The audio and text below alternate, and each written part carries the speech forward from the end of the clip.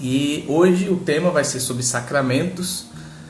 Vamos falar sobre cada sacramento, né? Mas em especial vamos falar sobre a Eucaristia hoje, né?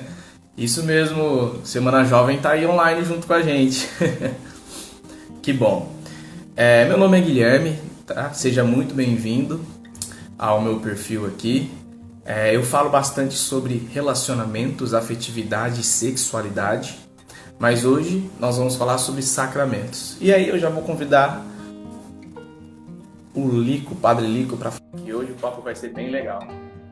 Olha o Gui de Maria aí também. Oi, Pastor, Padre Lico, tudo bem? Gui, desculpa o atraso, viu?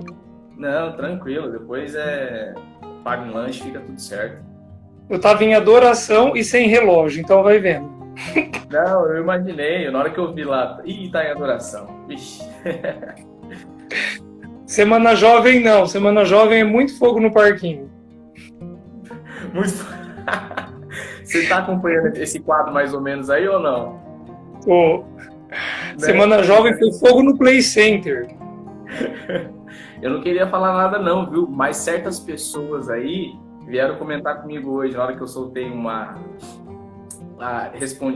soltei uma pergunta que fizeram para mim, aí eu até soltei, até acabei te marcando, que a pessoa perguntou sobre a questão do catecismo, que a pessoa entra só para receber o certificado, e teve gente que comentou assim, vixe, Guilherme, agora mudou de fogo de parquinho para fogo na paróquia. Eu falei, eita, Lascou.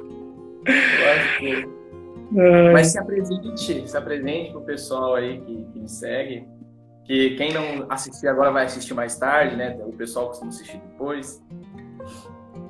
Eu sou o Padre Lico, então atuo em duas paróquias aqui em Marília, Paróquia Sagrado Coração de Jesus e Nossa Senhora Auxiliadora em Avencas, mas é Marília, né? E tenho 4 anos e meio de ministério. E é uma alegria estar por aqui nesse tempo novo. Eu já falei isso para bastante gente. Antes da pandemia, eu nunca tinha feito e muito menos assistido uma live. Nem assistido.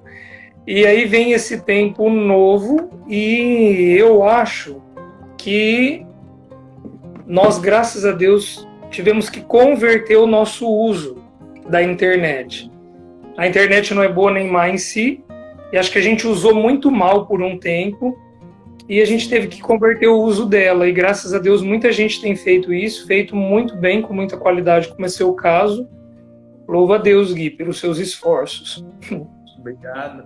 Não, e você também tem feito um trabalho extraordinário. Toda quarta-feira, pessoal, o Padre Lico faz uma live, conversa com uma psicóloga, né? Então, assim, ele tem feito um trabalho extraordinário nas quartas-feiras, então fica recomendado aí, quem não tiver nada para fazer na quarta, que horas que é, Lico? Às 21. Às 21, às 21 ele bate um papo muito legal com uma psicóloga aí. Então, imagina, né? Fé e razão. Muito Muito bom. show. E aí, gente, eu quero falar o porquê que eu estou fazendo essa live, né? Eu recebi uma pergunta essa semana que me deixou um pouco preocupado.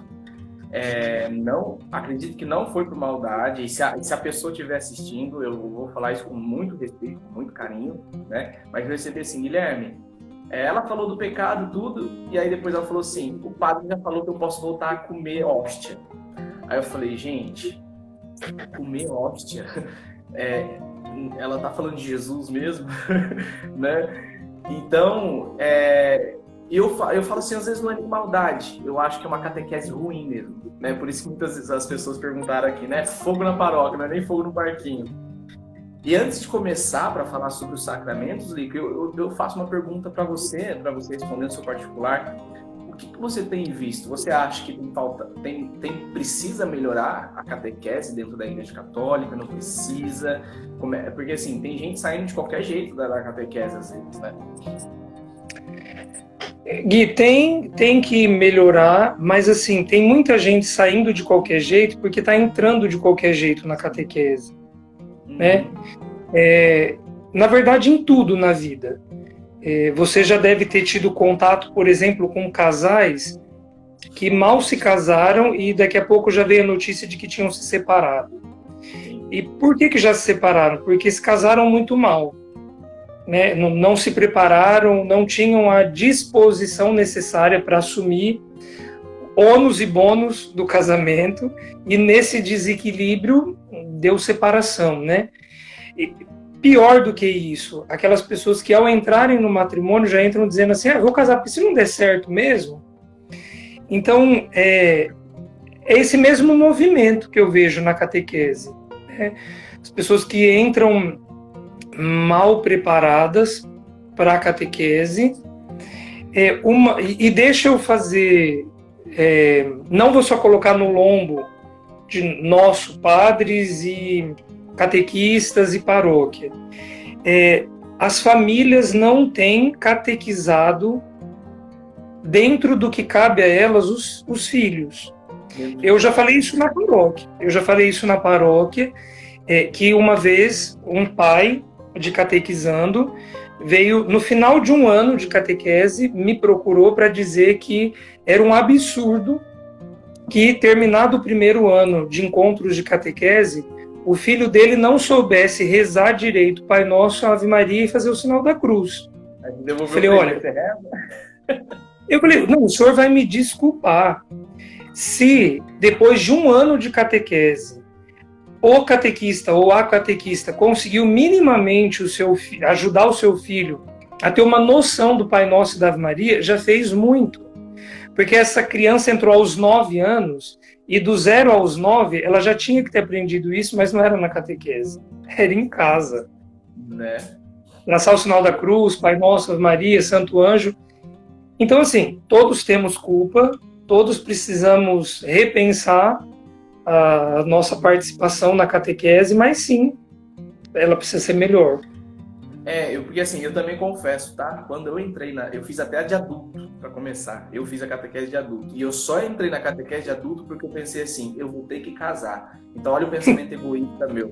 Né? E a maioria das pessoas fazem. Hoje, graças a Deus, no meio da catequese, no meio de todo o processo de frequentar a igreja, eu acabei me convertendo e hoje eu ajudo até na formação e na evangelização. Mas até da minha parte, eu entrei porque eu queria algo, né? Eu queria o casamento, eu queria poder casar na igreja, né? Meus pais também, eles não ficaram muito no meu pé, né? Assim, Guilherme, você foi? Fui, acabou. Não queria saber o que eu não aprendi. Então, é justamente isso que você falou. É um problema macro, né? Não é um problema micro. O problema está em todos os cantos, né? Dentro da família, dentro da catequese, ou a própria criança. Então, é bem complicado isso. E numa instrumentalização dela também, né? Já que a gente entrou nisso, eu falo rapidamente, você vai me ditando o tempo, tá? Mas esse momento que a gente está vivendo de pandemia, não acontecem encontros de catequese. A igreja já deixou isso muito claro há muito tempo. Encontro de catequese é presencial. Claro que nós temos tido alguns esforços de evangelizar as crianças, adolescentes e adultos que estão nas nossas catequeses. E aí, recentemente, muita pergunta, mas meu filho vai ou não ser crismado no final desse ano? Preciso organizar minha agenda, meu filho vai ou não receber a primeira Eucaristia? Eu fiz questão de fazer uma reunião pela internet com os catequistas da paróquia. No final da reunião eu gravei áudios e enviei para os catequistas para ser multiplicado entre os catequizandos e responsáveis, e nesse áudio eu dizia: não sabemos. Eu não posso dizer nem que haverá recepção de sacramento, não posso dizer também que não haverá. Mas eu faço um apelo: não desvincule o filho de vocês da catequese, porque minimamente nós estamos tentando evangelizá-los. Teve gente que não quis. O que eu penso sobre isso? Instrumentalizou a catequese. Porque assim, o conteúdo semanal que a gente estava enviando é uma evangelização de alguma maneira. Sempre uma música, um conteúdo, reflexão do evangelho, de um tema, etc. Um esforço dos catequistas. Se isso não vinha servindo para o filho, para a filha, enfim, nesse período, instrumentalizou a catequese. O interesse é ou recebe sacramento ou eu tiro. Aí a gente não pode fazer nada. Então, é aí que mostra, Lico, aí você me corrige se eu estiver errado, que os pais também não têm noção nenhuma do que é o sacramento. Uhum. Porque se eles tivessem noção do que é o sacramento, eles falariam assim, eu acho, já na consciência deles, eu acho que esse ano meu filho não vai crismar, não vai fazer a primeira comunhão. Já teria que estar na cabeça dele isso. Porque como é que alguém vai comungar, como é que alguém vai crismar sem ter sido formado, sem ter sido, sabe, preenchido, alimentado com aquilo que tem que receber, né? Uhum. Como é que eu deu o corpo de Cristo sem noção nenhuma? Igual, por exemplo, a menina que chegou para mim, eu já posso comer hóstia. Como é que alguém entende? Então é complicado. Então, assim... Como quem diz, eu já fiz 18 anos, já posso tomar cerveja. É foda, né? Houve uma frase muito sensacional enquanto você falando disso, que é assim, eu quero ter vida de adulto, mas eu não quero ter responsabilidade de adulto, né? É igual assim, cheguei nos meus 18 anos, eu já posso beber. Mas e aí, você já trabalha? Você já tem teu próprio emprego? Porque você querer ir festar, querer sair com o dinheiro do teu pai é muito fácil, né? Querer fazer as coisas com o dinheiro do teu pai também é muito fácil. Então, assim, eu quero ser adulto, mas eu não quero ter responsabilidade. Eu quero ter vida de adulto, mas não quero ter responsabilidade de adulto. Aí é fácil demais.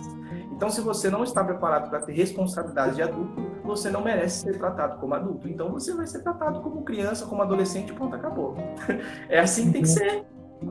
Né? E aí a gente também entra numa outra problemática, né? Que assim, graças a Deus, nós estamos aqui discutindo, e penso que boa parte das pessoas que estão nos acompanhando já fizemos a transição de uma fé tradicional para uma fé vivencial. Então, assim, nós já não estamos mais no nível da fé dos nossos avós e pais, etc. Graças a Deus, nós fizemos a nossa experiência com o Senhor. E por isso que para nós talvez seja mais fácil, ou então mais claro, falar sobre a importância de sacramento. Mas aquele católico, aquela católica, que ainda vai à igreja porque a avó ensinou que é bom, que ainda se casa na igreja porque é um evento social, que ainda batiza, porque enquanto não batiza a criança não para de adoecer, quase que uma coisa supersticiosa, então vai ficar nessa compreensão mesmo, né? É a falta da transição da fé tradicional, e não me entendam mal quando eu digo fé tradicional, a fé herdada para a fé experimentada, né? Então, rezemos. E é por isso que eu acredito que você faz o que está fazendo nas redes sociais, sabe? É por isso que hoje estou trazendo um assunto de sacramento, onde muita gente não tem interesse no assunto, mas para mim não importa. O importante é eu deixar registrado esse tipo de conhecimento, porque é extremamente importante. Então já vamos entrar no assunto, que já deu um tempo aí bom. E eu peço para vocês que estão acompanhando, já vão clicando no aviãozinho, já vai convidando mais pessoas, né? Já vai convidando os seus amigos para participar, tá bom? E depois também, de finalizar a live, que vocês possam compartilhar essa live no story de vocês, tá bom? Eu nunca pensei que isso fosse um aviãozinho. Lico, vamos lá. O que é sacramento? Sacramento é um sinal eficaz, visível, de uma graça que é invisível. Então, o que é um sinal? Quando, por exemplo, eu estou dirigindo e eu vejo uma placa que me indica que eu não posso virar para a direita, a placa é o sinal. Ela não é a mão direita, ela não é a proibição, ela é um sinal. Ela me diz para a direita não pode. Então, o sacramento não é a graça exatamente, mas é o sinal de uma graça eficaz.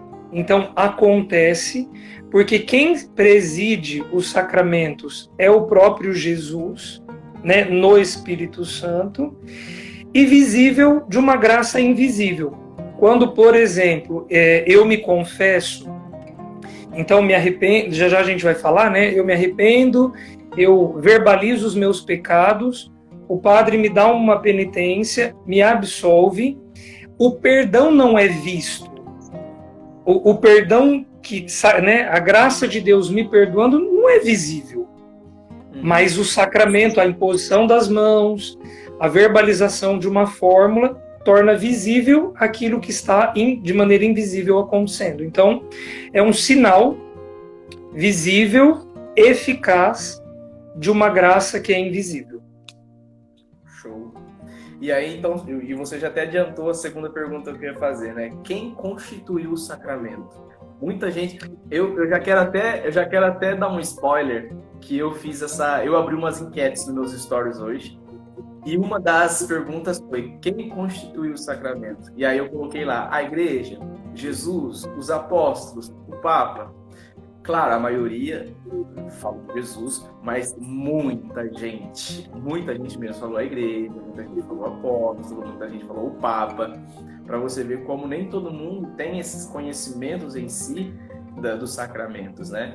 E tem uma frase sensacional que eu acabei até falando em um dos meus vídeos, né, Fogo no Parquinho, que eu falei sobre o matrimônio, que eu falei que a igreja, ela é serva dos sacramentos e não senhora, né?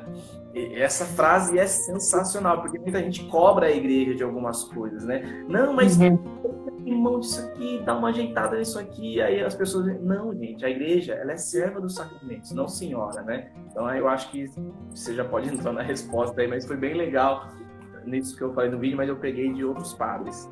É bem isso, mas eu penso que mesmo quem acertou na resposta da enquete, não sei se a maioria tem firmeza para dizer assim, foi Jesus e aí fica uma reticência. E com uma grande curiosidade de procurar na Bíblia a justificativa para o rol de sacramentos que a gente tem. E pode ser que a pessoa vá folhear de trás para frente, frente para trás, e não vai encontrar uma alusão clara de Jesus como sendo aquele que institui o sacramento. O que a gente precisa entender, então? É Jesus quem institui todos os sacramentos. E a instituição do sacramento se dá não no momento de fala de Jesus, ou mesmo exatamente de um ato concreto. O que institui os sacramentos são os mistérios todos da vida de Cristo. Então, ele não precisa dizer, por exemplo, olha, vai até um sacerdote, confesse os seus pecados para que o perdão aconteça. Mas as pessoas recorriam a Jesus para ouvir dele, vai, os teus pecados foram perdoados. Entende? Este é o meu corpo, e assim por diante. Então, não é uma fala ou um ato ou gesto isolado de Jesus. Em alguns sacramentos, sim. Mas quando a gente pensa na totalidade, é a totalidade dos mistérios da vida dele que instituem os sacramentos. Que show. Você falou mesmo, nem todos, mas um deles, eu acho que você vê um pouco mais explícito, né, na palavra. Por exemplo, aqueles que vos perdoarem serão perdoados, aqueles que serão retidos, né, aqueles que vocês não perdoarem. É quando ele dá autonomia para os apóstolos de perdoar os pecados. E os apóstolos, que são considerados o clero hoje, que são os padres e o Papa. Né? Por isso que não fica na mão dos leigos. Né? Eu acho que isso você pode explicar depois, mais para frente também. Então, assim, e aí, dentro do que você falou, né, que aí a igreja é a serva nessa história toda, de maneira conceitual, o que a gente define, então, é que a igreja é a dispensadora. Jesus é quem institui e a igreja, através dos ministros, dispensa, ou seja, celebra os sacramentos, que são essa graça aí que a gente já falou. Muito da hora. E assim, quantos sacramentos existem e quais são eles, Lico? 7. Um monte de gente votou lá que não era 7. É uma igreja, eu falo assim, é uma igreja que gosta de 7. 7 não são os pecados capitais, 7 são os sacramentos. Eu já ouvi um monte de coisa, né? E mais do que a gente só numerar os sacramentos, se você me permite, vale a pena a gente fazer aquela divisão clássica por tipo de sacramento. Então, são 7 os sacramentos. 3 são os sacramentos de iniciação à vida cristã: batismo, confirmação, que geralmente nós chamamos de crisma, e eucaristia. Esses 3 sacramentos são considerados o sacramento da iniciação. E olha só, o sacramento do batismo, eu estou falando agora de direito canônico, não estou falando de teologia só, mas de direito. O sacramento do batismo é que nos torna cristãos. Isso significa dizer com direitos e deveres dentro da igreja. E é dever do batizado completar os sacramentos da iniciação. Então não é só uma coisa assim, não sei se eu quero, eu vou pensar melhor nisso. Uma vez batizado, diante da igreja eu me torno cidadão. E como cidadão da igreja eu tenho direitos e eu tenho deveres. E um deles é completar os sacramentos da iniciação. Bem, então, batismo, confirmação e eucaristia compõem os 3 sacramentos da iniciação. Depois, os sacramentos... Deixa eu até adiantar uma pergunta aí, já aproveitar. Batismo, né? Teve uma pessoa que perguntou para mim, Guilherme, por que nós batizamos as crianças? Né? Por que nós não esperamos as crianças ficarem adultas e elas tomam a decisão por elas mesmas? Né? Muita gente veio perguntar isso para mim. Aí eu falei, não, a gente vai responder. O Gui, nem é uma resposta teológica a que mais me agrada e a que mais me esclarece. É um exemplo que, infelizmente, eu não lembro o autor, porque foi lendo, foi estudando antes de seminário, foi estudando no meu tempo de grupo de oração. Mas o autor dava o seguinte exemplo. Por experiência, a gente sabe que é bom ter sido educado. Quando o autor diz educado, ele está se referindo a frequentar a escola. Então, olha, que bom que quando eu era criança, meu pai e minha mãe me matriculou, me submeteu à escola, mesmo quando eu não sabia o que era escola, mesmo quando eu não sabia o que era ler e escrever, enfim, eles me inscreveram. Fizeram isso ou porque foram alfabetizados e educados e viram que era bom isso, ou fizeram isso porque não tiveram essa chance e souberam da falta que fez. Então, de uma forma ou de outra, é porque identificaram que era bom. Por que a igreja batiza criança? Porque a igreja, na sua sabedoria bimilenar, sabe que é bom, porque é um instrumento de salvação. É critério. Quando a gente vai estudar isso, tanto no catecismo quanto no direito canônico, o batismo é, ao menos, por intenção, é critério de salvação. Então, não é à toa, não é a revelia. E aí quem diz, mas meu filho nem professa a fé ainda, para que eu batizo? Batiza porque seu filho não será batizado na fé dele, porque ele ainda não sabe professar. Ele será batizado na fé da igreja, na fé dos pais e na fé dos padrinhos. Então é por isso que logo quando criança, recém-nascido, levamos os filhos às águas do batismo, e por isso que a crisma ou a confirmação é o sacramento do adulto. Tá que a gente está considerando adulto 14 anos de idade, mas é a hora que esse batizado, esse sujeito que foi batizado sem noção é horrível, né? Mas sem plena consciência do que estava recebendo, agora diz, eu quero confirmar o que no passado os meus pais, padrinhos e a igreja fizeram por mim. Por isso que a gente batiza criança. Sim. Eu acredito também que seja a melhor opção. Porque assim, nós nascemos como pagãos, né? E quando eu sou batizado, eu passo a fazer parte desta família, desse corpo que é a igreja, né? Então eu faço parte da igreja, meu filho nasce, eu quero que você faça parte desse corpo, meu filho. Eu quero que você deixe de ser pagão e viva junto com o papai, né? Nessa família que é a Igreja Católica e Apostólica, que é o corpo onde a cabeça é o próprio Cristo, que é o meu Senhor e o meu Salvador. Então eu acho que também faz total sentido. E pensar assim também, né? Essa chatice que o mundo pós-moderno se tornou, com essa pretensão de uma liberdade assim que não, nem existe, se de fato essas pessoas que arrogam o direito de dar uma liberdade absoluta para os filhos valesse, não poderia transmitir nenhum valor.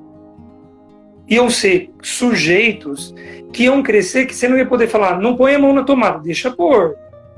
Não, vou deixar veneno aqui embaixo, porque meu filho tem que aprender o que ele acha sobre veneno. Olha, eu vou deixar comida na geladeira e na despensa, porque se ele sentir fome, ele procura.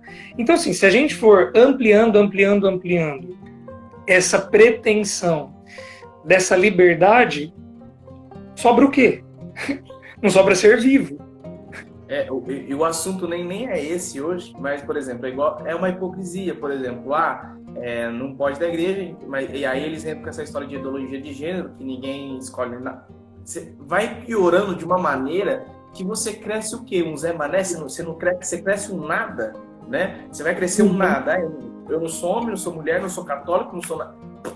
Você não é um nada. Você é um cara que tá só vivendo e respirando. Entende? Não tem sentido essas coisas. Se você deve assistir de pertença, ele precisa disso. Pertencer a algum lugar e a alguma coisa. Você talvez tenha assistido um filme difícil de assistir, eu assisti na filosofia. O filme chama O Enigma de Caspar Hauser. Se não me engano, é um filme alemão, sintetizando assim ao máximo. É uma criança, ele já é mais do que criança, que cresceu até aquela idade que tem num porão, num sótão, eu não sei o que é aquilo, e a única coisa que era feito, 2 vezes por dia, alguém abria uma portinhola e jogava comida lá por baixo. Era um bicho. Tanto que tem uns brinquedinhos assim, tipo uns boizinhos. Ele não interagia, então estou com um controle aqui. Imagina que essa é a cabeça do boi. Ele, de qualquer jeito ele punha assim, porque não significava nada para ele. Não foi ensinado nada para ele, não foi... Comia porque tinha um instinto que fazia ele comer aquilo, né? Enfim, parte para a próxima aí. É um bicho. Então aí o sacramento da iniciação já falei, aí vem os sacramentos de cura, que é a penitência ou a confissão, e a unção dos enfermos, que imprimem santidade e que nos curam. A penitência nos cura espiritualmente, mas nós podemos dar testemunho de que muitas vezes fisicamente, e a unção dos enfermos, que também é um sacramento de cura física e espiritual. E por fim, os sacramentos de serviço, da ordem e do matrimônio, que não são sacramentos para benefício próprio, mas para ser colocado a serviço de um outro. Seja esse um outro uma pessoa, como é o caso do sacramento, que depois amplia para os filhos, ou muitos outros, como é a ordem, o sacramento que os padres recebem, né? E diáconos. Então são esses 7. Entendi. E essa questão da confissão foi dada, né, somente aos padres. E aí, eu queria que você explicasse um pouquinho a importância desse sacramento da confissão em si. E depois você já respondesse também. Por que eu devo me confessar com o padre e não diretamente a Deus? E aí, claro, dependendo dos pecados, eu posso fazer isso em oração, até dentro da missa também. Eu acho que você vai falar isso, que existe um momento de missa que eu dos pecados. Bom, o padre é você, mano. Para a gente chegar na penitência, eu vou falar rapidamente no batismo, né? Porque o batismo perdoa pecados. Então alguém pode ficar com esse ponto de interrogação. O padre falou que é só na confissão. Então, veja, no batismo, nós somos, eu gosto muito dessa linguagem, nós somos enxertados na vida divina.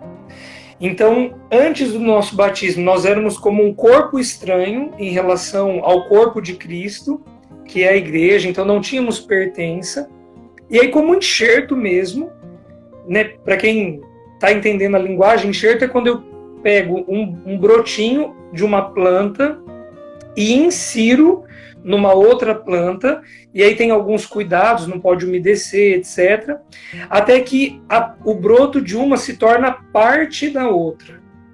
E ela começa a produzir frutos com a outra. Então, no batismo, nós somos enxertados nessa vida divina, passamos a fazer parte do corpo místico de Cristo. E o batismo, ele apaga pecados. Quais pecados? O pecado de herança, pecado que nós recebemos dos nossos primeiros pais, de Adão e Eva, que, se a gente precisasse dar um nome, é a concupiscência. Então, não é um pecado objetivo, mas é a inclinação para o pecado. E também somos perdoados de todos os pecados que nós cometemos até o momento do nosso batismo. Então, quando a gente fala de um recém-nascido, o que está pagando? Pecado original, porque um recém-nascido não tem outro pecado. A igreja até diz que até a idade da razão, hoje assim muito discutida, mas que a igreja coloca como 7 anos de idade, que a criança não tem os pecados próprios. Embora hoje em dia a gente já veja criança com bastante consciência do que fez e com maldade e com muita bondade. Então, mas enfim, hoje o parâmetro que existe é esse, dos 7 anos. Você disse que você recebeu os sacramentos adulto, inclusive batismo, não? Não, a confirmação. Tá. Então, vamos supor pensar naquela pessoa que foi batizada aos 18 anos. No dia do batismo dela, o rito do batismo apaga o pecado original que ela herdou e também os pecados que ela cometeu até aquele dia, até o momento do batismo. Ponto. Depois disso, no batismo, nós somos inseridos na vida divina, temos um auxílio de Deus para a gente viver essa vida, mas próprio da nossa humanidade, essa vida, por mais santa que ela seja, vai comportar pecados. E aí os pecados que nós cometemos do nosso batismo em diante são apagados pelo sacramento da penitência, ou, se eles forem veniais, eles podem ser apagados na boa participação da Santa Missa. Mas nós estamos falando da penitência. E a pergunta era o que mesmo? Porque... o que é o sacramento? O sacramento da confissão, né? E por que eu confesso com o padre e não diante de Deus?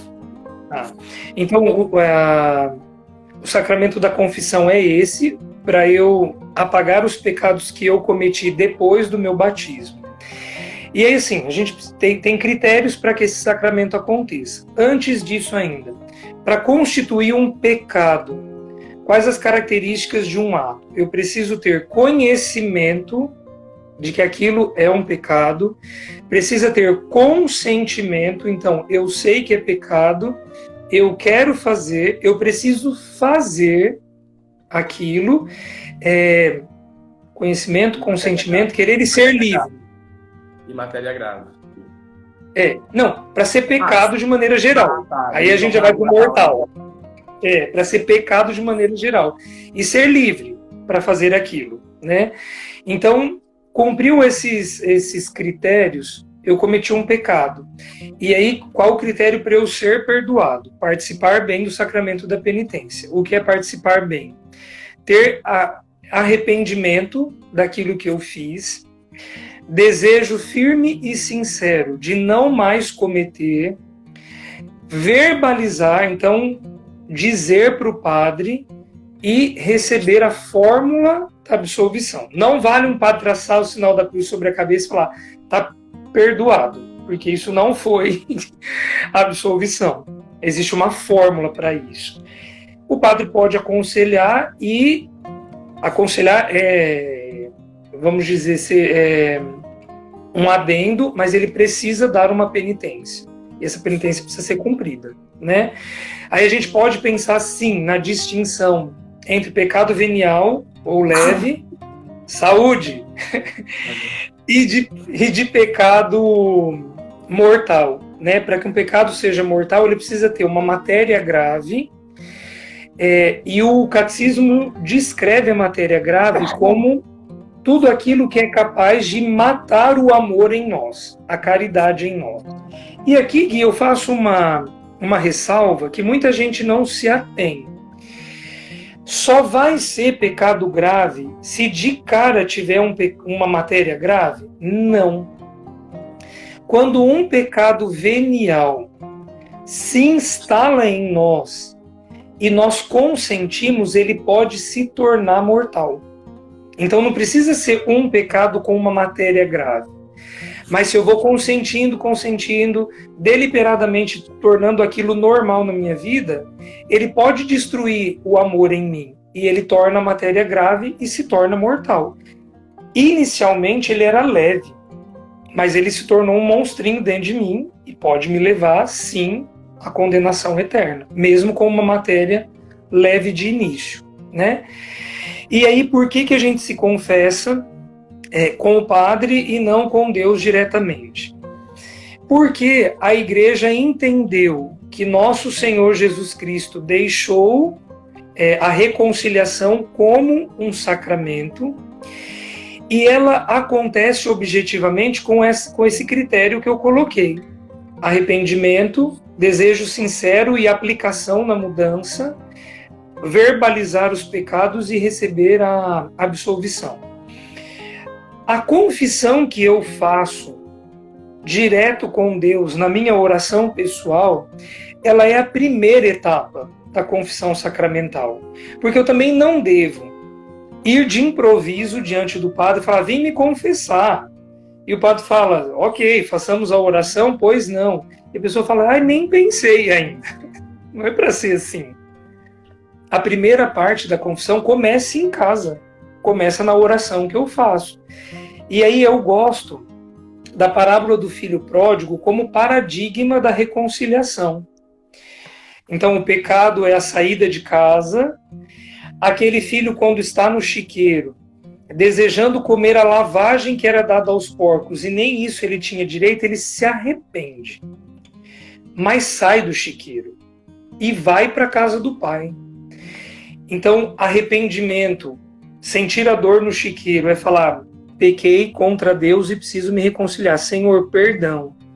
Mas para eu completar isso, eu preciso voltar. Então, eu vou até o padre e apresento os meus pecados. Mas o padre, comedor de arroz e feijão como eu e pecador como eu? Sim, como arroz e feijão e me confesso como você. Eu não posso ir diante do espelho, falar para o espelho os meus pecados e me absolver. Eu preciso procurar um outro padre e preciso ficar tenso como todo mundo fica tenso e ficar com vergonha na cara dos meus pecados, que são muitos e que muitas vezes eu os repito e que preciso viver mais santamente. Essa é a dinâmica da salvação. E aí tem muita gente que fala assim, mas eu tenho vergonha. Correr o risco de perder a salvação não tem. E vergonha de falar os pecados tem?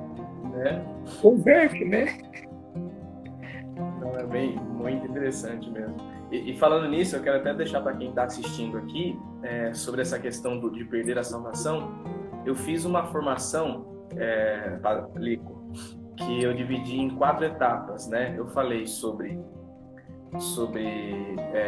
demonologia, sobre angiologia, sobre inferno e sobre purgatório. E de todas que eu fiz, purgatório foi o que mais me deixou em choque, né? Assim, é tremendo o conhecimento que eu adquiri estudando para dar uma formação de purgatório. Então, eu até recomendo que quem estiver assistindo aqui, depois vai no meu canal do YouTube, está no link da minha bio, e assiste. Porque isso que o Padre Lico falou é muito importante mesmo, né? Às vezes eu tenho vergonha de me confessar, mas eu não tenho medo de perder a minha salvação, de correr o risco, né? De ter o risco de perder a salvação.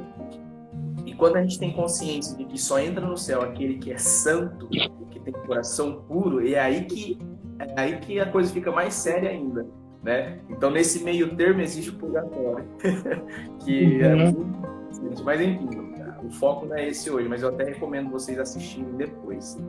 Tá? E que, dá pra gente fazer uma reflexão rápida sobre isso. Por que a vergonha de se confessar é maior do que o medo de perder a salvação? Porque, na verdade, essa pessoa ainda não crê no que vai ser depois. Sim. Ela acredita não, ela sente a vergonha de se expor, porque vamos ser sinceros, a nossa inclinação natural é para engrandecer as nossas virtudes e não para expor os nossos defeitos.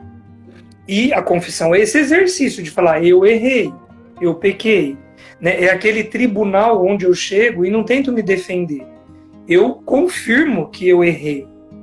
E Deus, que é o sumo juiz, que teria todos os direitos de me condenar, me salva.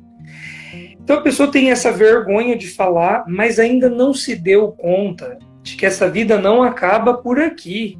Tem uma definição eterna. E precisa rezar isso. Né? Então falta talvez isso. E entender que a escolha é dela para onde vai. Porque muitas pessoas falam assim, Deus é mau, manda pro... Eu falei, não, é você quem escolheu para onde você vai. Ou então Deus, ele é muito bom e ele não vai permitir que eu vá para o inferno. Né? Por exemplo, tipo assim, então, não, assume a tua responsabilidade, irmão. Você tem o direito de escolha do que você quer ser, do que você quer fazer. Então não vem com essa que Deus ama demais e você não vai para o inferno, e que Deus é mau e vai te mandar para o inferno. Não, a escolha é tua, ele te deu essa liberdade, né? E você está fazendo o que você quer com essa liberdade que foi conquistada na cruz, né? Então, assim, e depois de eu ter estudado para dar a formação do purgatório, eu levo isso tão a sério que eu tenho o exercício de confessar sempre com o mesmo padre. Por quê? Porque na minha cabeça tá... Eu sei que ele não pensa assim, mas na minha cabeça eu fico sempre pensando, putz, ele vai confessar o mesmo pecado de novo, né? Porque eu, antigamente, eu costumava fazer um rodízio, né? Hoje eu vou falar com o padre Lico, amanhã eu confesso com o padre André e depois eu confesso com o padre Evandro. Por quê? Porque o padre Evandro vai ser a primeira vez que eu tô falando do meu pecado, né? Então, hoje, eu parei de fazer isso. Hoje, eu faço o exercício de confessar sempre com o mesmo padre. Porque é a vergonha na cara de confessar o mesmo pecado com a mesma pessoa sempre. Porque depois que vier o pecado, você vai pensar duas vezes também. Claro que a maior motivação para não pecar deve ser o seu amor para com Deus e para consigo e para com o próximo, né? Essa deve ser o principal motivo, mas também me ajuda, particularmente me ajuda bastante quando eu sei que eu vou confessar com o mesmo padre. O efeito psicológico, né? É sim. Então isso é muito legal. E aí... Boa. Só um parênteses. Se você falou de demônio, de anjo, de inferno, de purgatório, tá faltando falar de céu, Gui. Sim, eu tô estudando para dar essa formação também. E essa formação, e todas as formações eu sempre dou com alguém. E aí então já fica o convite publicamente, se você quiser um dia, a gente já faz junto.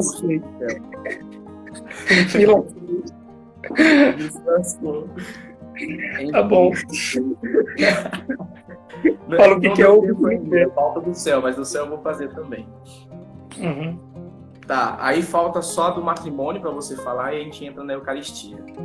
A gente tem 20 minutos, mas depois qualquer coisa a gente entra numa próxima live só para também dar o tempo de finalizar, não tem problema. Tá. O matrimônio, então, é esse pacto pelo qual homem e mulher sempre, então para não começar o mimimi mais uma vez, é um pacto onde homem e mulher contraem entre si um consórcio para a vida toda, para o bem deles mesmos e para o bem da prole que virá e da educação neles. E isso é constituído em Deus. O sacramento do matrimônio é o único sacramento que não é um diácono, padre ou bispo ou celebrante. O que muita gente acaba não entendendo. O celebrante do casamento são os noivos. O padre, tanto que no ritual está lá, o padre ou o diácono ou o bispo ou o papa, né, que é um bispo, é a testemunha qualificada para assistir aquele sacramento. Então quem celebra, por isso que, embora a gente faça orações no decorrer do rito do matrimônio, quando chega o consentimento e o juramento, o padre até dá a colinha, mas coloca o microfone, quem tem que falar são os noivos, porque eles estão celebrando, eles estão contraindo o sacramento. É até muito curioso, né? Quando, assim, às vezes de sábado, que geralmente tem casamento, a minha mãe me liga e fala assim, onde meu filho está indo? Fala, mãe, tô indo assistir um casamento. Por que você não vai celebrar? Você que tá indo assistir. Eu falei, porque eu não posso celebrar casamento, eu sou padre já. Aí ela fica assim, mãe, eu já te expliquei. Quem celebra casamento são os noivos, eu só assisto. Ela, eu nunca lembro disso. Então, quem celebram são os noivos, esse sacramento. E o interessante é que me fizeram uma pergunta, eu até respondi lá no Fogo do Parquinho, no quadro que eu tenho, Fogo no Parquinho, que é assim, por que o padre ele pode receber a dispensa, né? Ele vai ser padre para sempre, mas ele pode receber a dispensa e ele pode se casar, mas esposo e esposa não pode. E aí eu expliquei bem explicado, né? Com consultas com outros padres, consultei outros padres para responder. Então, quem quiser saber, vai depois no meu perfil do Instagram, que tá lá a resposta. Não vou colocar aqui, vai lá assistir quem quiser. Busca. Mas para você ver como que o sacramento, né, do matrimônio é tão importante. Porque porque assim, na questão do padre, a igreja ela consegue dar essa dispensa, mas no matrimônio ela não pode. Só se for entrar com a questão da nulidade, que é a que eu explico também. E que aí, só sim, e acho que isso vale a pena falar muito rapidamente, a nulidade, tem hora da impressão que é a nulidade, né? A nulidade só é constatada por um acontecimento que remonta até a celebração do sacramento. Então, eu me casei, estava tudo bem, a gente se amava, se respeitava, tal. Com 15 anos de casado, minha mulher começou a me trair. Posso pedir a nulidade? Pode até tentar, mas via de regra você não vai conseguir, porque o problema precisa remontar ao momento. Então, ela me trai, mas eu descobri que ela já me traía quando a gente era noivo, e no dia do casamento ela estava me traindo. Perfeito, tem matéria para nulidade. Show de bola. Perfeito não o acontecimento, né? Pelo amor. Então, beleza. E aí, um pouquinho, né, essa questão da ordem, né, antes da gente entrar na Eucaristia, do ser padre, né, o seu chamado. Acho que da ordem, acho que o mais importante de falar, né, da questão teológica da ordem, é que existe um único e eterno sacerdote, nosso Senhor Jesus Cristo. Nós, padres, participamos do ministério de Jesus. Pelo sacramento da ordem, nós passamos a agir em persona Christi, ou seja, na pessoa de Cristo. Mas o único sacerdote é nosso Senhor. Nós, padres, devemos imitá-lo e fazer tudo aquilo que nosso Senhor faria se ele estivesse caminhando aqui no meio de nós. Vivo ele está, ressuscitado está, presente está, mas ele empresta nossos braços, voz, inteligência e etc. para atuar no meio desse mundo e para santificá-lo.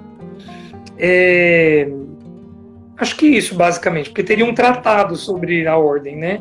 Uma coisa que eu queria até dizer aqui, você pode até falar melhor do que eu, que muitas pessoas falam assim, não, eu não vou na missa desse padre não, porque esse padre é assim, esse padre é assado, ele faz isso, faz aquilo, mas as pessoas esquecem que na hora que você está lá, celebrando a Eucaristia, você já não é mais você. Né? Uhum. Você ali está em persona Cristo. É isso que eu queria que você falasse para as pessoas. E aí, até vale já dar uma explicação que muita gente talvez não se atenta. Os sacramentos não dependem da santidade do ministro. Nenhum deles.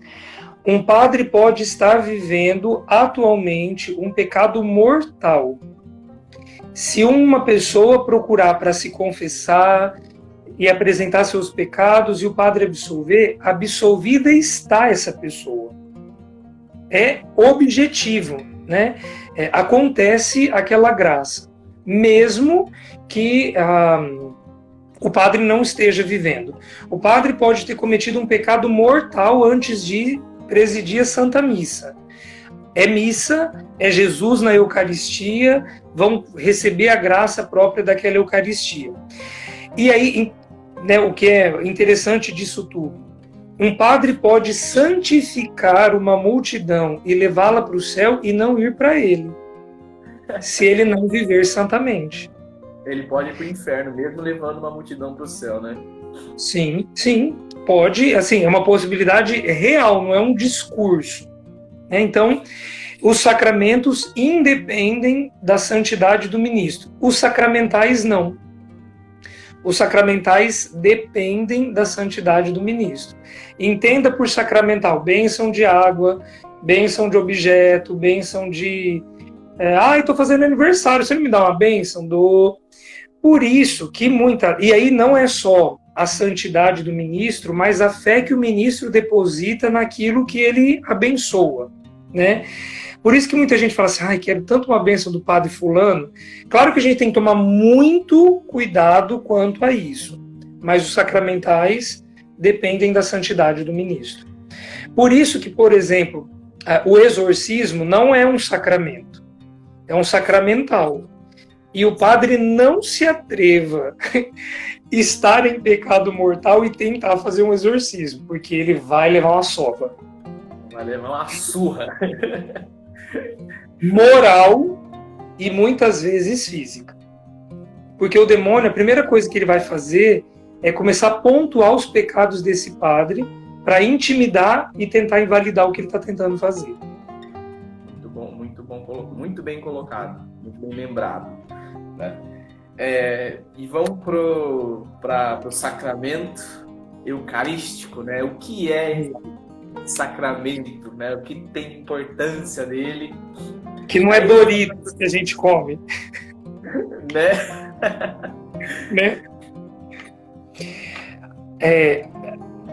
Eucaristia, haris em grego é graça. Eucaristia significa ação de graças, e não é qualquer ação de graças. Eucaristia é a perfeita ação de graças, o perfeito louvor ao Pai, pelo Filho, no Espírito. Então, quem não se ateve a isso ainda, pode prestar atenção que durante a missa, as palavras que o padre dirige são a Deus Pai, através de Jesus, no Espírito Santo. Então é esse perfeito louvor que nós rendemos graças a Deus Pai pelo Filho na unidade do Espírito Santo. Por isso que essa fórmula aparece muitas vezes, né? Por Jesus Cristo na unidade do Espírito Santo, aí todo mundo, amém. Porque é isso que está acontecendo mesmo. E a Eucaristia também é a perpetuação, continuidade, então a perpetuação da presença do ressuscitado no meio de nós. Quando Jesus na ascensão diz, eis que estarei convosco todos os dias, até o fim dos tempos, ele encontrou na presença eucarística o meio de cumprir isso. É através da Eucaristia que se perpetua a presença do ressuscitado. Por isso que eu falava isso na adoração agora há pouco. São Francisco de Assis, quando passava na frente de uma igreja, aberta ou fechada, se ajoelhava. Porque ele falava, ali está o meu Senhor, vivo, ressuscitado. E até um amigo uma vez dizia que um amigo dele, protestante, uma vez disse assim, o que vocês acreditam que está dentro daquela caixa na igreja de vocês que tem uma lâmpada ao lado? Esse amigo disse assim, lá nós cremos que está nosso Senhor ressuscitado. Ele falou assim, e vocês andam lá dentro desse jeito? Então, assim, recebamos essa verdade na cara. Porque é isso. Ali está nosso Senhor. E embora em espécies muito frágeis de pão, no sacrário não, o vinho, né? Mas aquele pão, que sim, se tiver umidade vai embolorar, que sim, se ficar lá dentro pode dar bicho, caruncho e etc. Mas não é menos Deus, é a presença real de Jesus naquelas espécies, pela transubstanciação. A substância de pão, depois da repetição das palavras do padre dentro da missa, se torna corpo de Cristo, e a substância do vinho se transforma em sangue de nosso Senhor. É que muitas vezes nós não nos comportamos como quem crê nessa verdade. E por isso que escandaliza com razão quem crê diferente de nós. Porque eles falam, olha, se eu acreditasse que naquelas 4 paredes que eu vou dominicalmente rezar, estivesse meu Senhor, eu nem entraria lá de qualquer jeito. Então, é uma verdade que nós cremos, mas que não vivemos como deveríamos. É triste, né? Ver como a pessoa se porta, como a pessoa se veste, como a pessoa se comunica dentro de uma igreja, sabendo que o Senhor está ali. E aí que entra a questão, será que ela acredita realmente que Jesus está ali? Porque se acreditasse, não entraria de qualquer jeito, não se vestiria de qualquer jeito, não se comunicaria de qualquer jeito. É aí que entra a importância da missa, que é o sacrifício do Cristo mesmo. Por isso que muitas vezes eu me incomodo com algumas certas missas, sabe? Eu não quero nem falar as missas aqui para não dar polêmica. Porque eu falo assim, cara, é um sacrifício ali. E aí eu vejo umas missas acontecendo que eu falo, meu Deus, será que o pessoal entende que é um momento que nós estamos revivendo o sacrifício do Cristo? E reviver o sacrifício não é um momento que eu vou estar sorrindo para as 4 paredes toda hora. Claro, tem um momento de louvor, sim, mas tem algumas missas, cara, não entra na minha cabeça. E outra coisa que eu queria comentar também, que eu também não tinha reparado nisso, um dia um padre me perguntou, Guilherme, por que toda vez na missa, quando você sai, você meio que se despede de Jesus? Eu falei, eu aprendi assim, falei assim, mas Jesus não está indo com você? Você não recebeu Jesus? Né? Então, olha que coisa que a gente não tem noção mesmo. Eu falei assim, eu recebo Jesus e na hora de ir embora no final da missa, eu despeço de Jesus. Eu falei, não, Jesus está aqui comigo.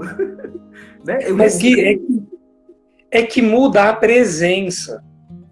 Quando eu saio da igreja, eu saio da presença sacramental. Com tudo aquilo que eu já falei que é o sacramento. Um sinal visível, eficaz, daquilo que é invisível. E quando eu saio, fica a presença real, mas eu perco a sacramental. Porque comunguei, ok, calcula-se que em 15 minutos eu não tenho mais a espécie eucarística. E aí, literalmente, o ressuscitado está em mim.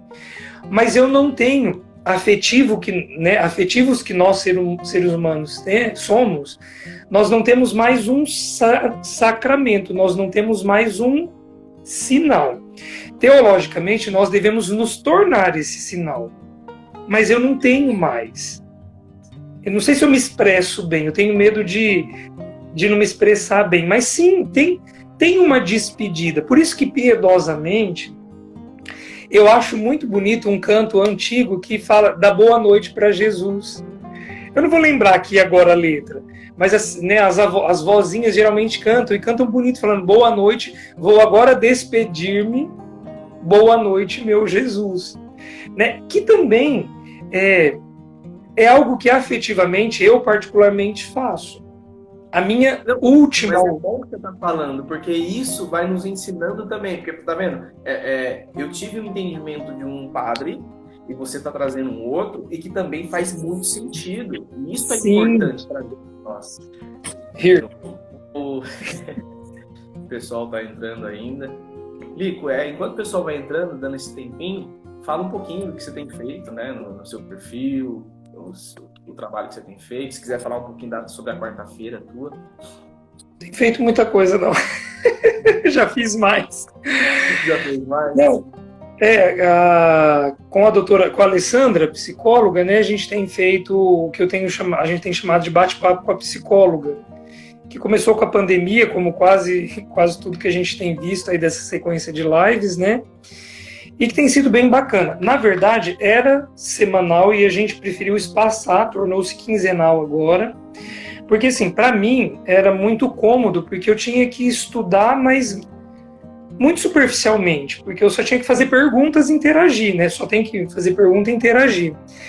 Mas agora, para a doutora Alessandra, está ficando muito puxado, porque semanalmente ela tinha que estudar um novo tema, fora assim, as outras pessoas que a acionaram, né? E que ela tem feito. Então, tornou-se quinzenal e a gente tem pensado vários temas assim, bem interessantes. E tem sido bom para mim, pessoalmente, né? E me parece que tem sido bom para muita gente. As lives, de maneira geral, por isso que eu falo, Gui, que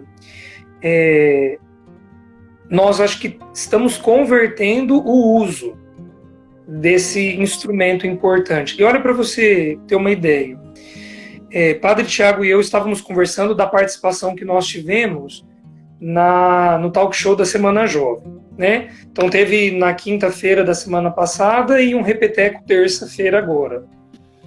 E aí, o pessoal assim, de bastidor perguntando o que vocês esperam. Eu falei, olha, sinceramente eu espero que sirva para alguém. E se não servir para alguém especificamente, já foi bom porque serviu para eu sair do comodismo e estudar. Então, já louvado seja Deus. Mas aí o Padre Tiago passou na Cúria, eu trabalho lá na Cúria nas manhãs, né? E aí ele falou assim, olha, eu preciso te trazer 2 testemunhos. Eu falei, pode falar. Ele falou, olha, uma mãe veio me dizer que a filha ou o filho, não lembro, queria muito fazer uma tatuagem. E a mãe não queria, mas não sabia dizer por quê. Eu não sabia qual era a razão por trás disso. E essa pessoa assistiu a live e decidiu por não fazer mais. E foi um tema que a gente discutiu, acho que bem discutido, sem apologias, uma boa reflexão sobre o que a gente precisa pensar quando a gente fala sobre tatuagem. E a pessoa desistiu de fazer. E um outro, um senhor que disse que tinha muita dificuldade de entender a questão homoafetiva. Não é de defender, não é nada disso, mas de entender o que acontece. E que por isso não conseguia sequer respeitar uma pessoa que se identificasse como homoafetiva. E falou que depois da live ele entendeu que é um filho, uma filha de Deus e que deve ser respeitado, deve ser amado. Então eu falei, o Padre Tiago, tá ótimo, não precisa ter mais nenhum. Não é, fechou. Padre? E sabe, interessante, Lico, eu tenho feito esse trabalho para falar sobre afetividade e sexualidade, e eu tenho recebido muito homossexuais também, muitos homoafetivos, né, com pensamentos suicidas, porque eles sentem esse preconceito muito grande da sociedade e também até dele. Né, esses dias veio um homoafetivo falar comigo, né, um homossexual. Ele falou que ele estava querendo se suicidar porque ele sabia que estava desagradando a Deus. E aí eu comecei a falar para ele que Deus ama ele, aceita ele do jeito que ele é, né? Ou seja, a igreja e Deus ama você, né? Você ser homossexual não é um problema nenhum, mas a prática homossexual, sim, a igreja condena. Eu comecei a trocar ideia com ele, conversei assim, e hoje ele está muito melhor, né? Então, ele já está... Aí eu falei para ele, o segredo é você se aceitar, né? E aí começar a seguir Jesus, a deixar que Jesus vai moldando você. Se um dia você vai deixar de ser homossexual, eu não sei.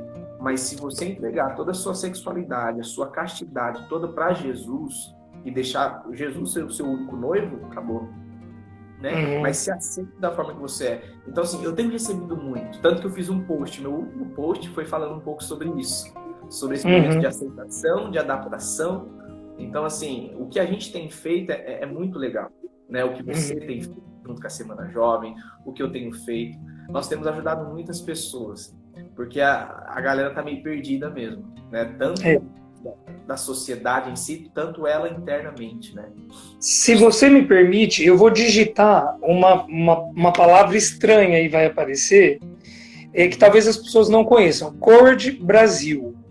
O que é isso? É um apostolado católico, apostólico romano para as pessoas... Agora eu vou esquecer como que é a sigla, mas para... AMS, alguma coisa assim. Deixa eu ver aqui. Pessoas com atração, mesmo sexo, não vou lembrar. Mas é um apostolado católico. sentem atração pelo mesmo sexo. Isso. É um apostolado católico, tem vários artigos, tem retiro para as pessoas que querem compreender qual é o seu lugar na igreja, tendo essa inclinação, essa atração. Vale a pena.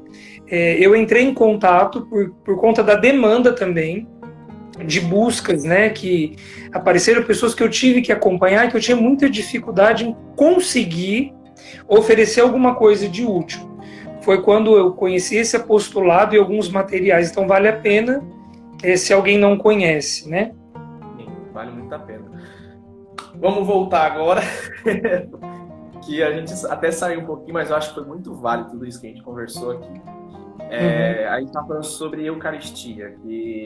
Você lembra onde você parou? Na verdade, eu ia falar assim, que a minha última oração, última, é dar uma espécie de boa noite para Jesus. Por quê? Qual é a minha compreensão? Alma é alma. A alma é eterna, né? Ela vem de Deus e para Deus ela volta. Mas essa minha consciência humana, submetida a essa vida, ela não está o tempo inteiro funcionando, né? Quando eu durmo, claro, né? Aí tem vários estudos sobre que nível de consciência nós temos, mas tirando disso, eu não sei. Eu paro de contemplar Deus. Eu paro de me esforçar, eu paro de me comunicar conscientemente com Ele. Então, minha última oração é dizer, boa noite, Jesus, porque agora só meu anjo da guarda que vai cuidar por mim, né? Então, dentro daquilo que você ainda falava, né? Sim. Mas, pontos importantes ainda sobre a Eucaristia. O que nós celebramos não é teatro. Porque se fosse teatro, seria um teatro muito ruim, de péssima qualidade. Porque a gente não monta cenário, a gente não tem efeitos sonoros e etc. O que é, então, a Eucaristia? É a atualização de um momento irrepetível, da soma de dois momentos irrepetíveis, que é a última ceia e o evento cruz. Então, no momento em que nós celebramos a Eucaristia, nós fazemos memória. É uma atualização do único acontecimento, único e irrepetível, mas que nós atualizamos. Ele se faz presente. Em toda a missa, nós estamos na última ceia e nós estamos no Calvário, aos pés da cruz, com Maria, com João, com Maria Madalena, contemplando aquele acontecimento irrepetível. Né?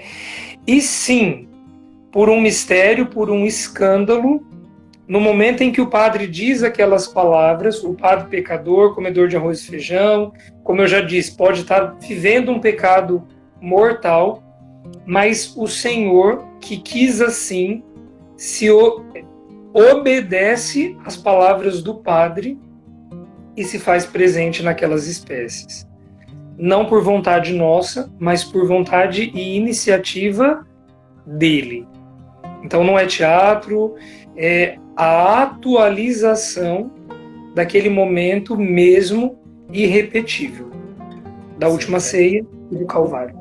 E o sangue de Jesus ali, né, que se faz presente. Porque eu abri a enquete e aí eu perguntei, né, ali está a representação do corpo de Jesus, ali é o corpo e o sangue de Jesus, e muita gente votou, né, que representa o corpo e o sangue de Jesus. E não, gente, é o corpo, é o sangue, não é representação, né? Foi muito bem que você falou. E aí eu queria fazer até uma perguntinha para você, que é o seguinte: o que eu preciso fazer para receber o corpo e o sangue de Cristo, para eu poder receber? Né? E qual é o estado que eu tenho que estar para poder receber também?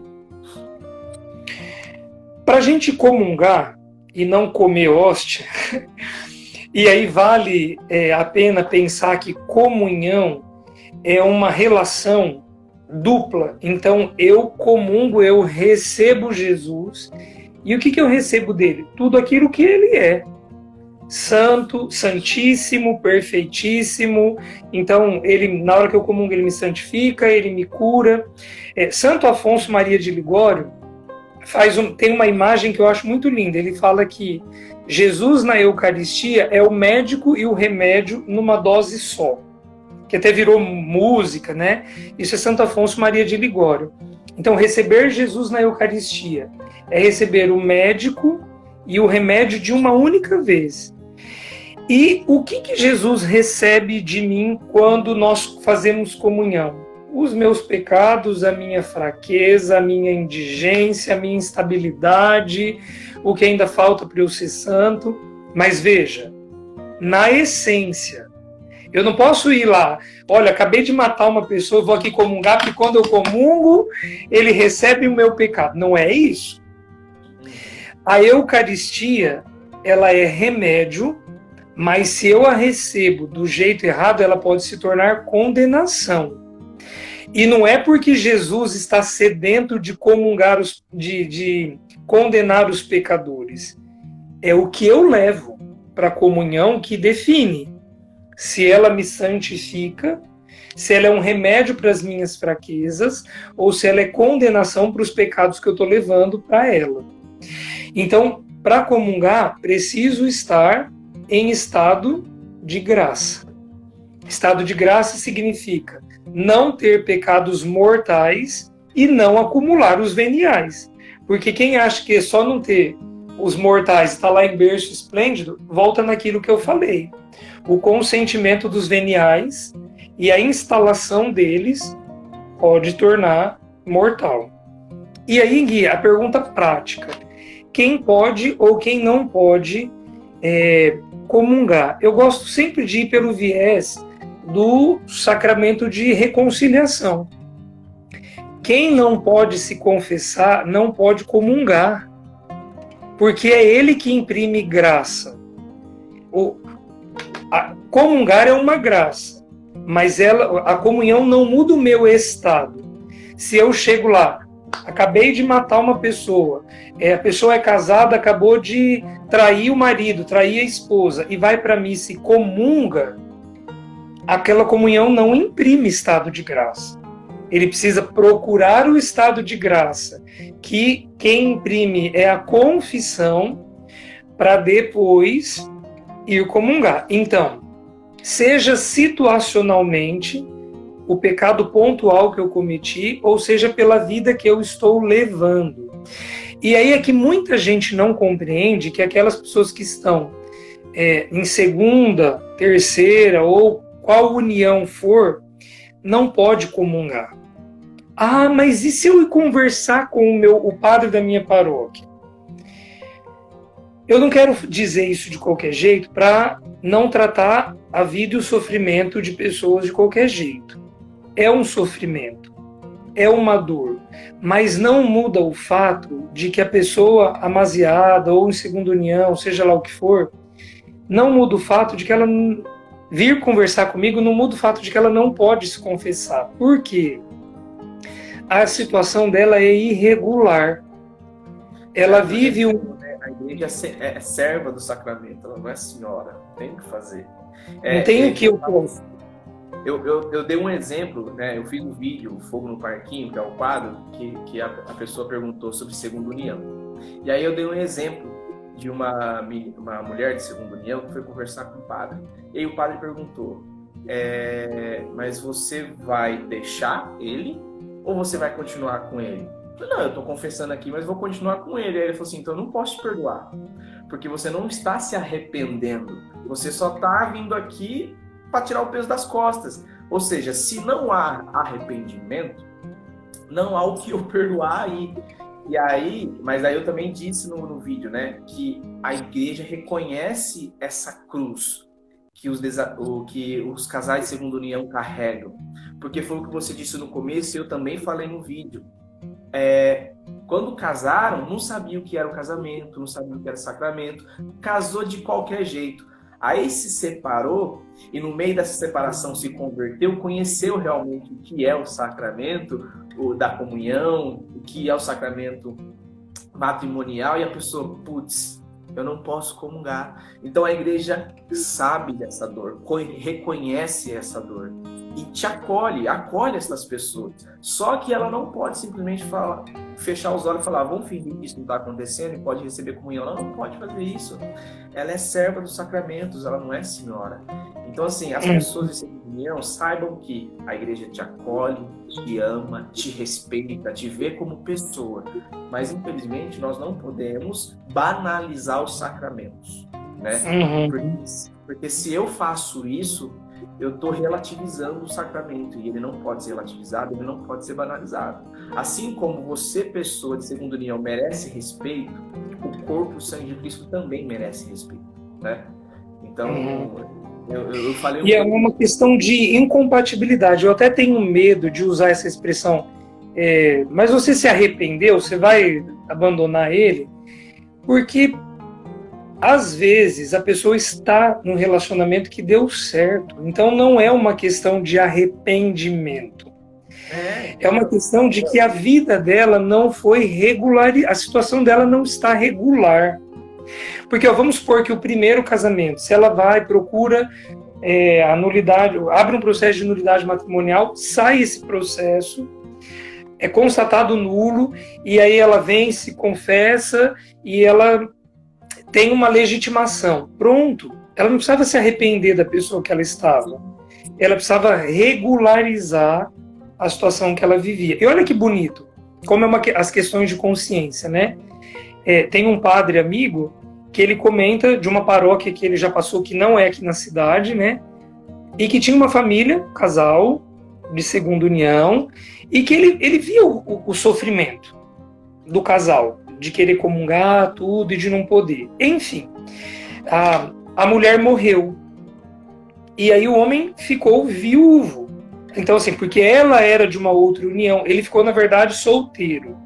Porque ele, né, ele não tinha se casado com ninguém. E aí passou um tempo, e o padre percebia que ele não comungava. E o padre o chamou para uma conversa, falou, escuta, você acabou de regularizar a sua situação. Né? Você já não tem mais um vínculo, a pessoa morreu e etc. Você não quer se confessar e voltar a comungar? E ele disse assim, padre, até quero, mas não agora, porque eu ainda estou sofrendo o luto de alguém que eu queria estar.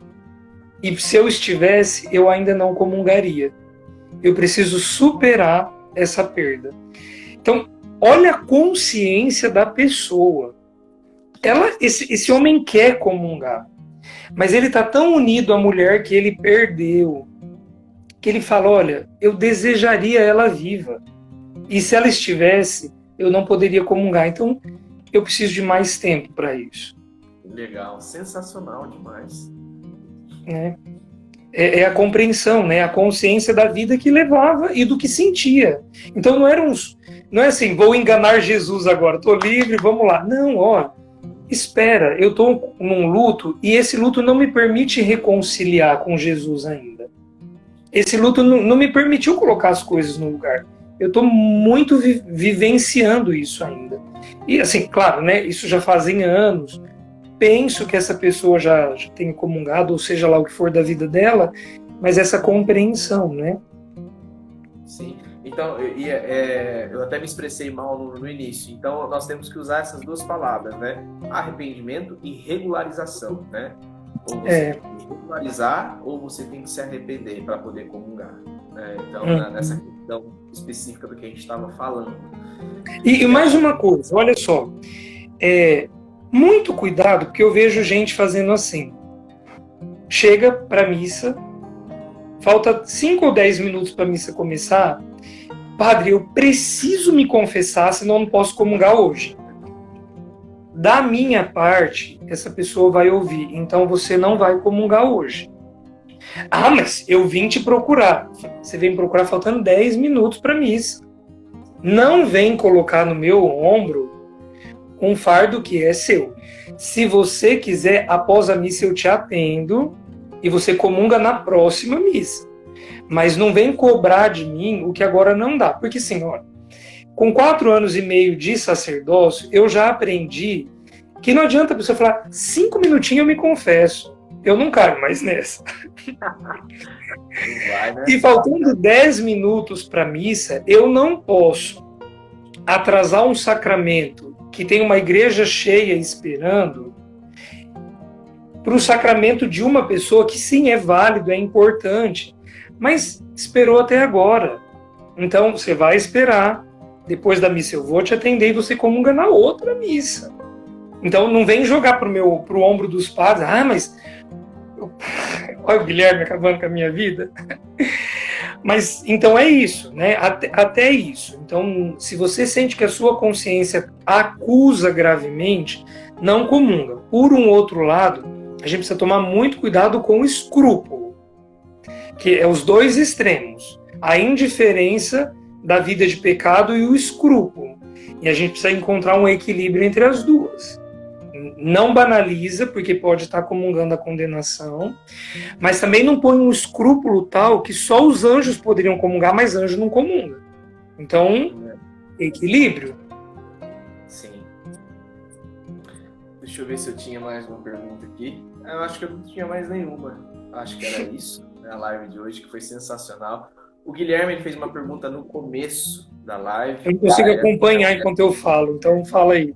Acho que eu esqueci, mas eu não esqueci. Ele perguntou assim: quando uma criança morre sem batismo, o que acontece? Ela vai para o céu? Em algum momento eu falei que o batismo, ao menos em desejo, é uma condição para a salvação. Então, é uma teologia, eu vou chamar de nova, perto do tempo que a igreja existe, né? Para quem tem mais idade ou para quem gosta de teologia, pode ter estudado um conceito que vigorou por algum tempo, que era o conceito de limbo. Então, não tendo essa resposta, né? Olha, a criança não foi batizada. Ela vai para o purgatório, mas purgatório é certeza de céu. Como é que a gente salva aquele que não tem o critério mínimo? Então, qual é a compreensão que nós temos? O batismo de desejo ou o batismo de sangue. Uma criança abortada é um batismo de sangue. Ela não teve tempo de aderir à salvação. Só para dar um exemplo, né? Agora, o que é o batismo de desejo? Vamos pensar assim. Uma alma diante de Deus não tem idade, certo? A alma é eterna. Vem de Deus e para ele volta. Então muita gente se perde ao pensar nisso porque pensa assim: nossa, morreu com um dia de vida. Um dia de vida não falava, não andava, não raciocinava.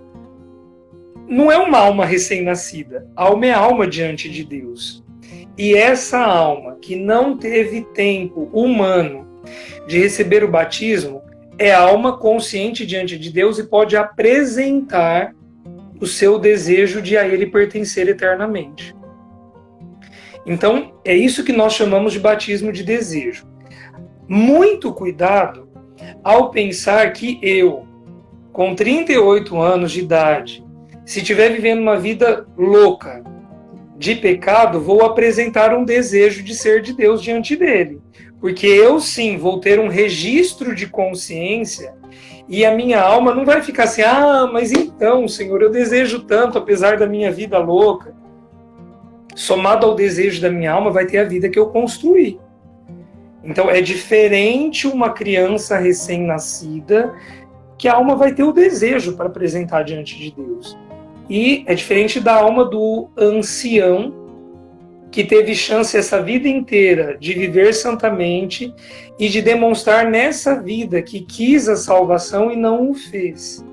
Então, muito cuidado com essa ideia equivocada de misericórdia, que vai falar, basta falar ai, e que Deus vai falar: vem para os braços do Pai, o céu é o teu lugar. Assuma a sua responsabilidade, né? Você escolheu a vida que você teve, né? Não te induziram a isso. Claro que tem, nós não vai entrar nesse mérito aqui, claro, tem várias realidades na vida. Eu não nasci eu não escolhi para ser pobre, mas pobre não quer dizer que você não possa ser santo. Eu não escolhi nascer em tal lugar, beleza, você não escolheu, mas isso não te impede de ser santo ou não ser santo, né? Você tem a escolha de ser certo e de não ser certo. É igual a história de dois irmãos, né? Um é bem sucedido, rico, e o outro é alcoólico. Aí perguntaram pro irmão que é rico e sucedido, por que você é rico assim, sucedido? Eu falei assim, porque meu pai era alcoólatra, e eu não queria ser igual ele. E aí chegaram pro irmão alcoólatra, por que você é alcoólatra? Eu falei assim, porque meu pai era alcoólatra.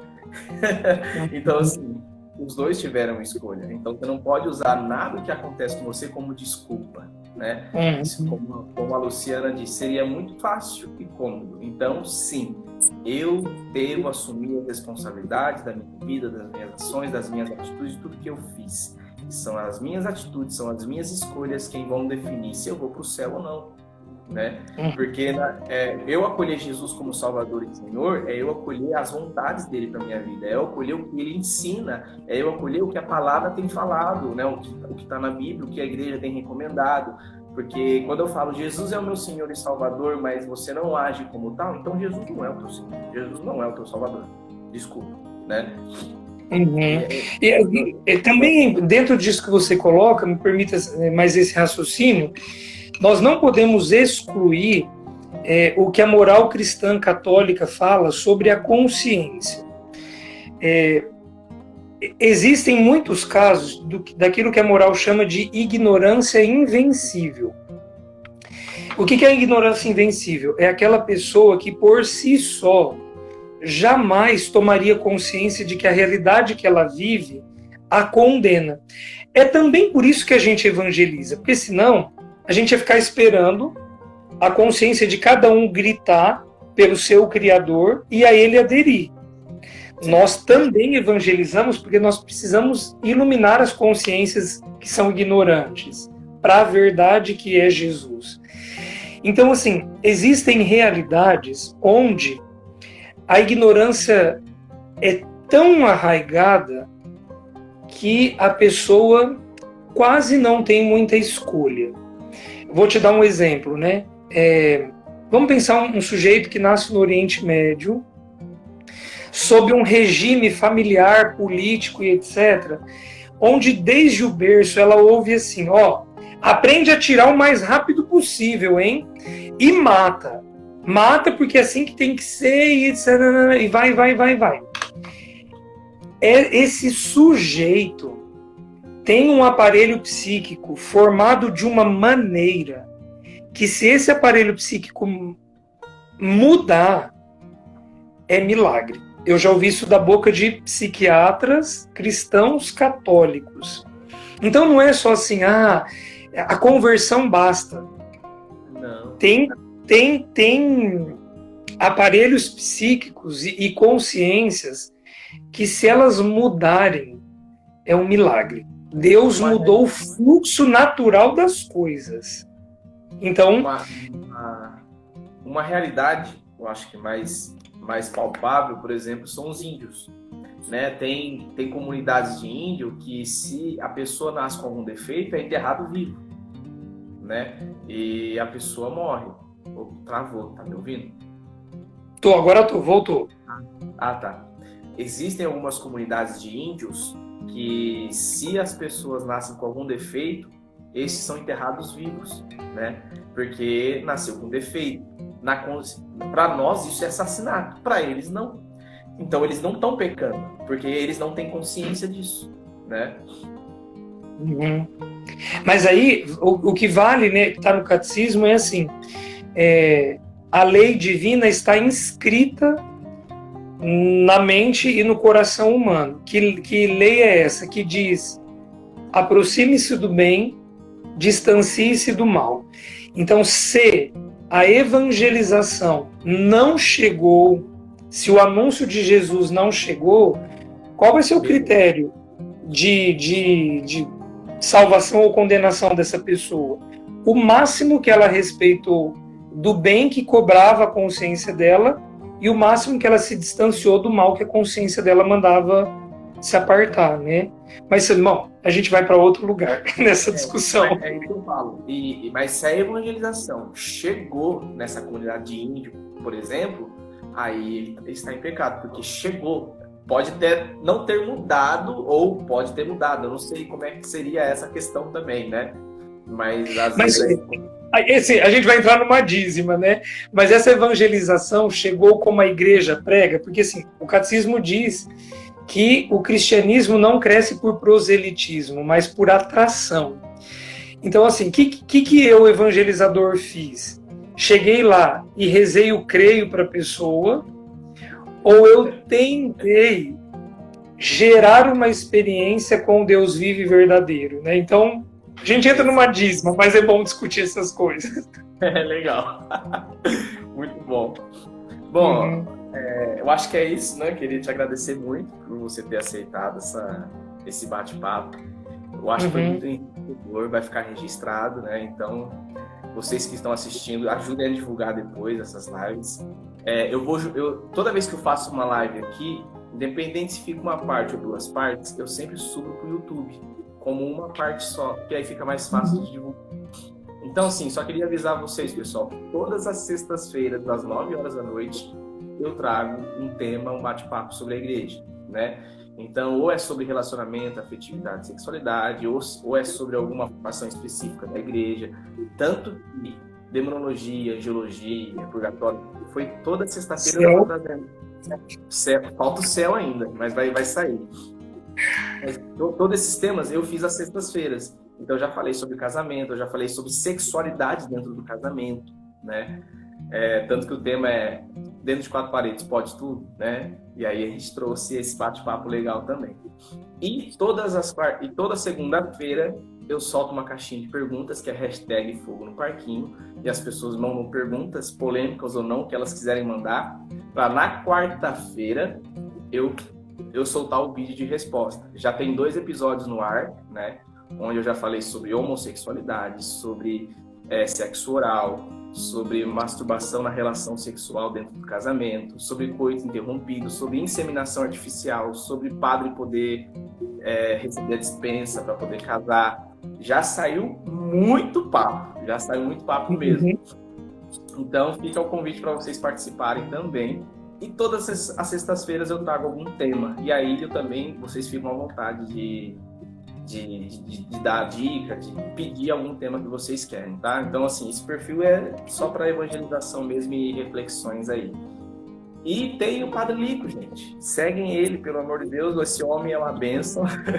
Tem muito a nos ensinar, muitos mesmo a nos ensinar. Faz aí o seu merchan.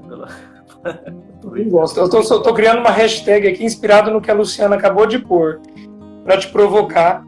Hashtag esperando o céu. Ó, gente, vamos fazer o seguinte. Depois vocês mandam um direct pro Lico e fala assim, ó, aceita a proposta do Guilherme de falar sobre o céu com ele. Você joga no dele, hashtag esperando o céu. Mas vai sair. Outras pessoas já me cobraram. Vai sair ainda, pela graça de Deus.